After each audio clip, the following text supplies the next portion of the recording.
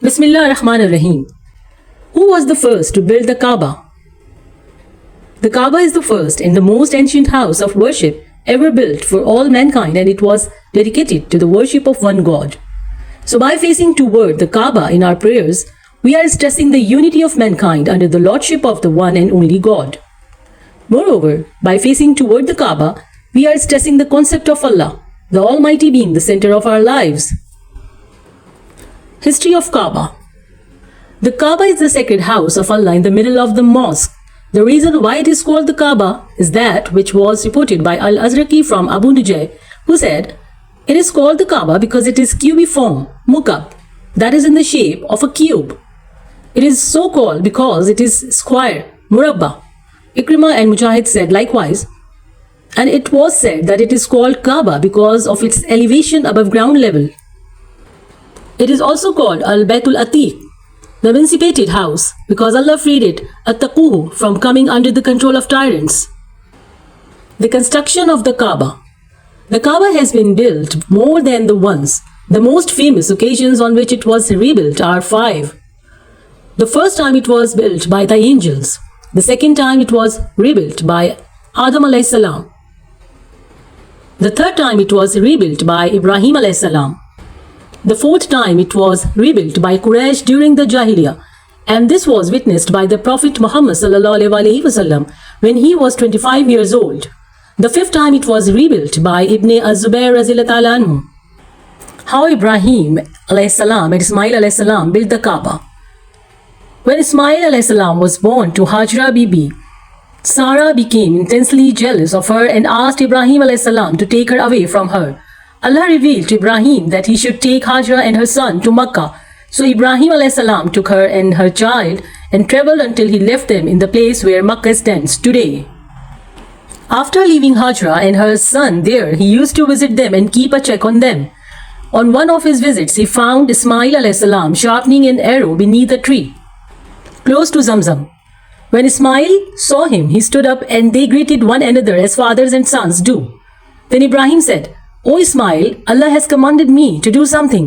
Ismail said, "Do what your Lord has commanded you to do." Ibrahim said, "Will you help me?" He said, "I will help you." He said, "Allah has commanded me to build a house here."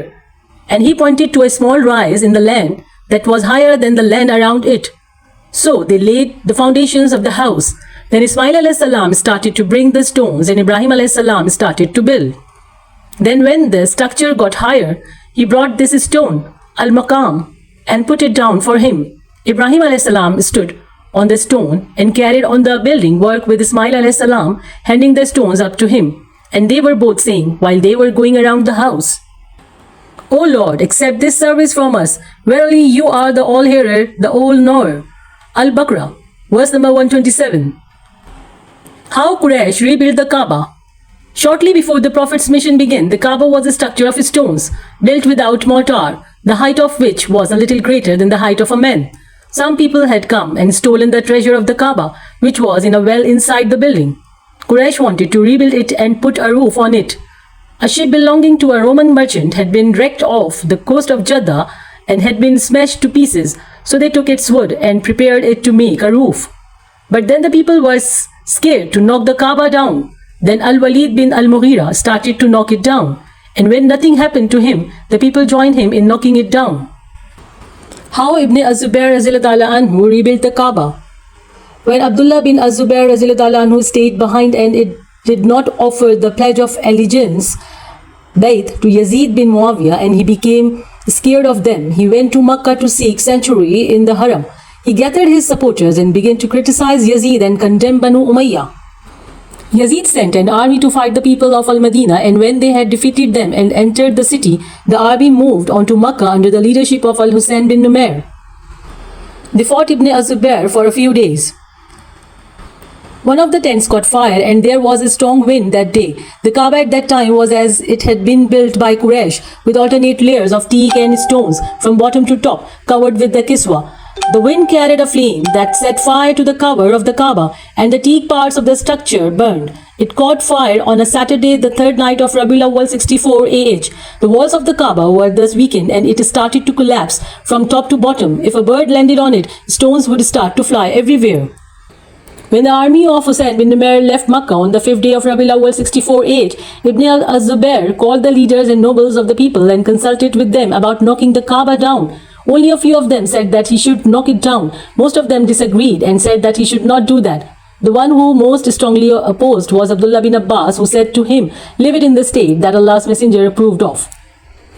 Rather, you should repair it." Ibn al-Zubair said, "By Allah, none of you would agree to simply patch up the house of his mother and father. So how can I patch up the house of Allah when I can see that it is collapsing from top to bottom? And even when the birds land on it, stones fly out in all directions." Ibn al-Zubair spent several days consulting with them and then they agreed to knock it down. He wanted to be the one to rebuild it according to what Allah's Messenger ﷺ had said about the foundations of Ismail alayhi.